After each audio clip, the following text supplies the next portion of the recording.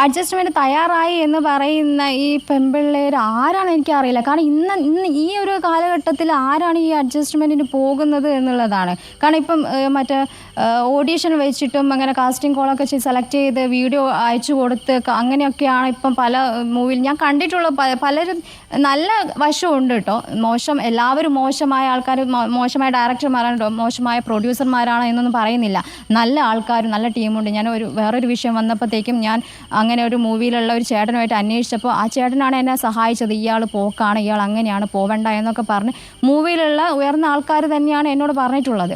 അപ്പം നല്ല വശമുള്ള ആൾക്കാരും ഉണ്ട്. അപ്പം അങ്ങനെയൊക്കെ പോയാൽ മതി. അല്ലെങ്കിൽ ഒരു അഡ്ജസ്റ്റ്മെൻറ്റ് എന്നുള്ള രീതിയിലേക്ക് ഒരു കച്ചവടം, ഒരു സ്ത്രീ ഒരു പൈസയ്ക്ക് വിലയ്ക്ക് വാങ്ങി കാര്യങ്ങൾ ചെയ്ത് ഒരു വലിയൊരു ഇതിലേക്ക് കൊണ്ടുപോകുന്ന ഒരു ഇതിലേക്ക് സാധാരണയല്ലേ എന്നതാണല്ലോ നിങ്ങളോട് പറയുന്നത്. ഫിലിം ഫീൽഡ് അല്ലേ എന്ന് പറഞ്ഞാൽ ഫിലിം ഫീൽഡിൽ ഇത്തരം അഡ്ജസ്റ്റ്മെന്റുകൾ എന്നുള്ളത് ഒരു പ്രധാന സംഭവമായി ആർക്കും ബുദ്ധിമുട്ടില്ല. അതായത് നേരിട്ട് അമൃതയോട് ചോദിക്കുകയാണ്. ഞാൻ ഒന്നുകൂടി ചോദിക്കട്ടെ, ഈ ഷൈജു എന്ന പ്രൊഡ്യൂസറെ പിന്നീട് എപ്പോഴെങ്കിലും നേരിട്ട് കണ്ടിട്ടുണ്ടോ? അല്ലെങ്കിൽ ഈ ഷൈജു എന്ന പ്രൊഡ്യൂസർ യഥാർത്ഥത്തിൽ ആ പേര് തന്നെയാണോ ഷൈജുവിന്? ഇല്ല. ഷൈജു അയാളെ പ്രൊഫൈൽ എടുത്ത് നോക്കുമ്പം SH എന്നാണ് അത് കാണുന്നത്. ഷൈജു എന്നാണെന്ന് എനിക്ക് ഉറപ്പുള്ളത്. ഫോട്ടോസും കാര്യങ്ങളൊന്നും കയ്യിലില്ല. ഇല്ല, അതൊന്നും പറഞ്ഞില്ല. കൂടുതൽ ഞാൻ ചോദിക്കുകയും ചെയ്തില്ല. കാരണം ഈ ഒരു രീതി ആയതുകൊണ്ട് ഇതിന്റെ പേരിൽ മുതലെടുക്കാൻ. പക്ഷെ അത് ഷൈജുവിന് വേണ്ടിയല്ല അമൃതയെ സമീപിച്ചത്.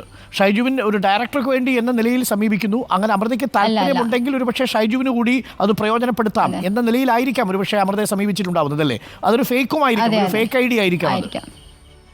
അതെ.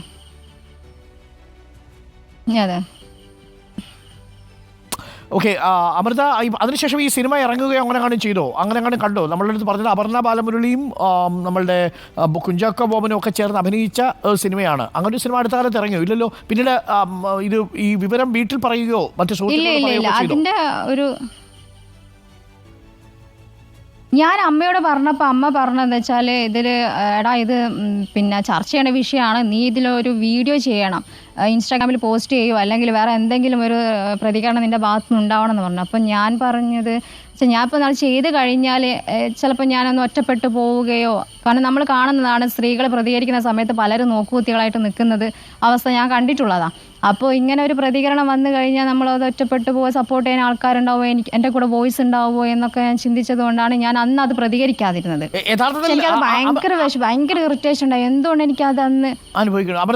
അതായത് ഞാൻ തുറന്ന് ചോദിക്കുന്നത്, നിർമ്മാതാവ് എന്ന പേരിൽ എന്നല്ലേ നമുക്കിപ്പോൾ കൊടുക്കാൻ കഴിയൂ? കാരണം അയാൾ നിർമ്മാതാവാണെന്ന് നമുക്ക് നിശ്ചയമില്ല. നിർമ്മാതാവ് എന്ന പേരിൽ ഷൈജു എന്നൊരാൾ നമ്മളെ സമീപിച്ചു. ആ ഷൈജു അഡ്ജസ്റ്റ്മെൻറ്റ് വേണമെന്ന് ആവശ്യപ്പെട്ടു. 2,40,000 രൂപ തരാം എന്ന് പറഞ്ഞു.